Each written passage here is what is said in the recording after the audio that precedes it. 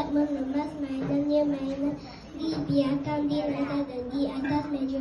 Suatu hari Ali mahu bermain kereta merah kesayangannya. Ali mencari-cari tetapi tidak jumpa. Ali berasa sedih dan sedang bahawa mainannya hilang kerana tidak dikemas. Sejak hari itu Ali berubah.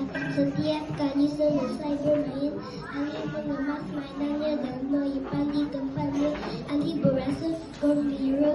Pelajaran cerita ini ialah selepas bermain, kita mestilah mengemas mainan kita. Terima kasih. Terima kasih, Emily.